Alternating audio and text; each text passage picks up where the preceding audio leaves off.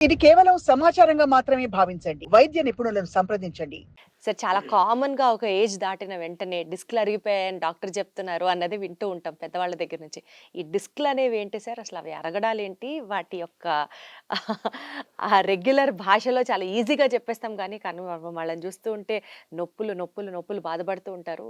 How is it all manifested and what is the reason behind it? First కొద్దిగా ఒక 2 minutes అసలెందుకొస్తది, ఏమొస్తదో అర్థం చేసుకుంటే తర్వాత ఈజీ.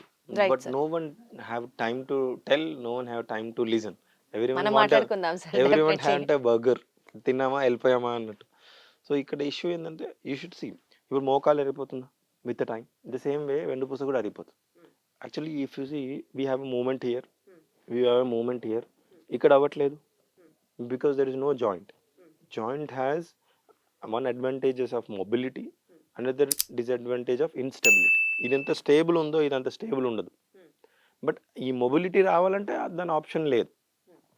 ఇక కూడా వెన్నుపూసలో కూడా ఒక్కొక్క వర్టిబ్రల్ బాడీ పెట్టి దాని మధ్యలో డిస్క్ పెడితేనే that's how God has created for mobility. ఇప్పుడు ఏమైపోయింది, ఈ మొబిలిటీ వల్ల స్లోగా ఎట్లయితే నీ జాయింట్ అరిగిపోతుంది, that we accept. But we don't accept spine. 6 months పడుకొని లేచి యూజువల్లీ పిల్లలు 6 monthsకి లేచి కూర్చోవడం అలవాటు చేసుకుంటారు.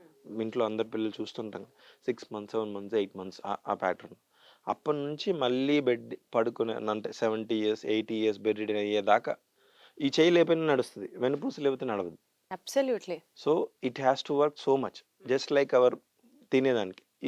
ఏదన్నా ఆపొచ్చు, మైండ్ అన్నా ఆపొచ్చు, కళ్ళన్నా పడుకోవచ్చు, చేతులన్నా ఆపచ్చు. బట్ యువర్ ఫుడ్ రోజు చేయాల్సిన పని. So that's how it is.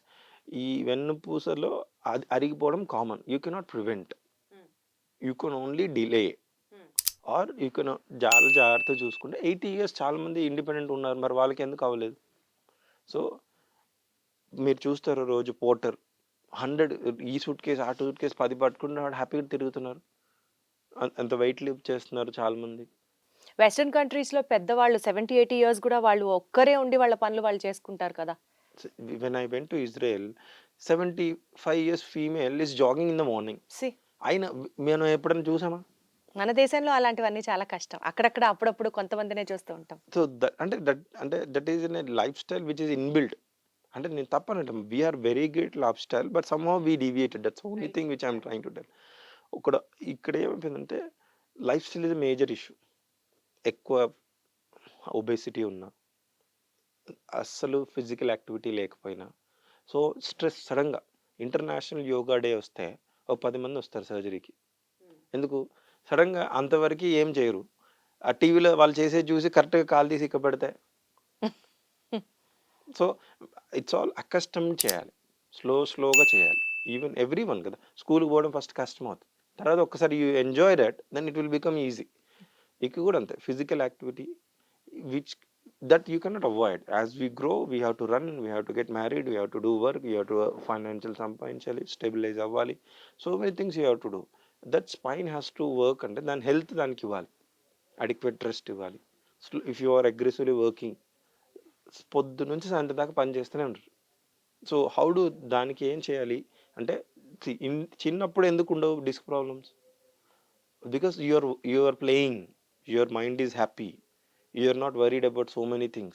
That 8 hours where your family life or personal life, you are enjoying it. ఇప్పుడు అది లేదు కదా. Work only work.